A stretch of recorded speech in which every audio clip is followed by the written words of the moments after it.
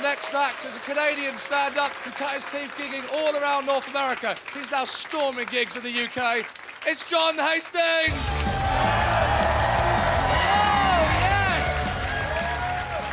Thank you so much. It feels so nice to be performing here in my new home, the United Kingdom. I've been here for 2 years, and I love it here now. When I arrived, not so much. This was not the island I was told it would be. In my head, the United Kingdom would be an island full of grannies, waiting to give me tea and advice. But that's not what this island is it? No. This island's like living inside your dad's head while he's driving.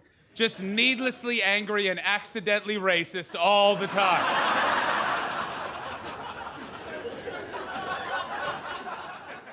And it's either just too relaxed or too aggressive. Too relaxed at the borders. I'm a North American. In North America, we do borders properly. You walk into a room, it's black, there's a man there, he's got a bulletproof vest, a gun, abs on his eyeballs, biceps on his chin. The UK, what are your borders like? It's just a fat man looking for someone to talk to. Sat there, packet of crisps on the go. You walk up, oh, what are you doing? Smuggling drugs? Hope not, or hope so. We'll find out. And arriving, Canadian passports are black. And so when I handed it to the border guard, July 23rd, 2012, he looked at the black passport and went, ooh, scary. And it was a very nerve-wracking journey. It was the first time I'd ever been an immigrant coming over. I'm thinking about, well, you're gonna have to say to a border guard, your job is comedian. That doesn't sound like a job. That sounds like you're a drug smuggler who forgot an excuse. So what I decided to do, I wrote a joke, special occasion, walked up, my joke was, hey, I know I don't look like a comedian, I look like a ghost.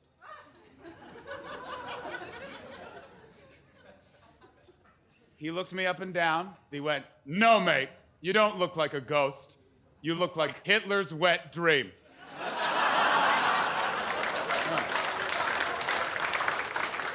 The words you choose, far too aggressive. Snogging is your word for kissing. That doesn't sound like something you would do to someone you love. It sounds like something you and 4 friends did to someone you hate. Hey, what happened to Tom? I'll tell you what happened to Tom. He stole 1,500 quid from me. Me and the lads went over to his flat. We snogged the shit out of him.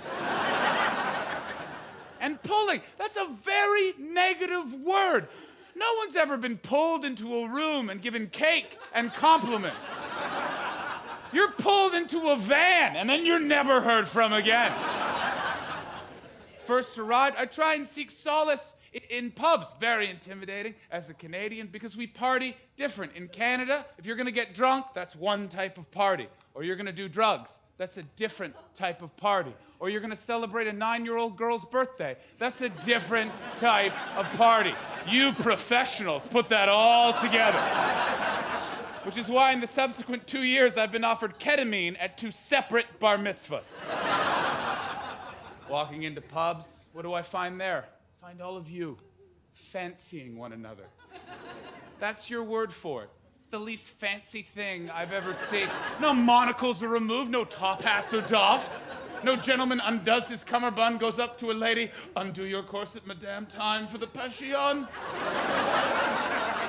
No, what is it? Well, the men are in one corner of the pub playing a game called Drink All the Jaeger in the World.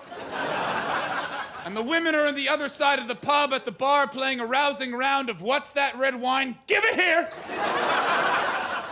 And then you meet on the streets after last orders. The men coming at the women with their version of Last Call Sonnet, something along the lines of, yeah!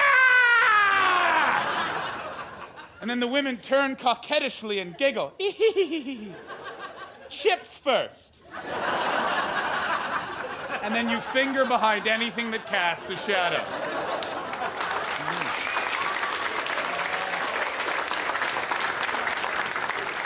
Men of the UK, your confidence is ridiculous. You all look like raisins with bone structure, and your women are angels. Where does it come from? It comes from one phrase.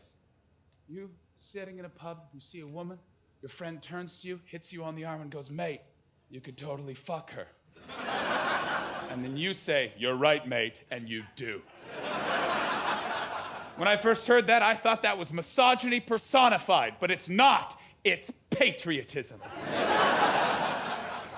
The most defining moment in the history of the United Kingdom was the formation of the Church of England. What happened on that day? Henry VIII stood in his court. Before him, his courtiers. To his right, Catherine of Aragon. To his left, his most prized advisor, Thomas Cromwell. Anne Boleyn walks in on a diplomatic envoy. Henry sees her.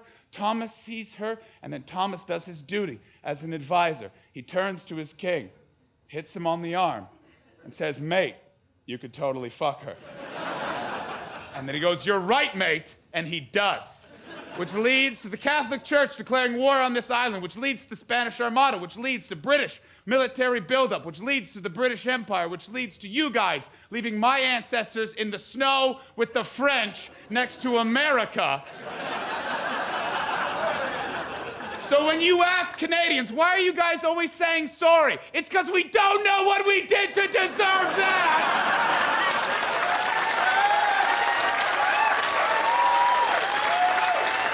Thank you very much, everybody.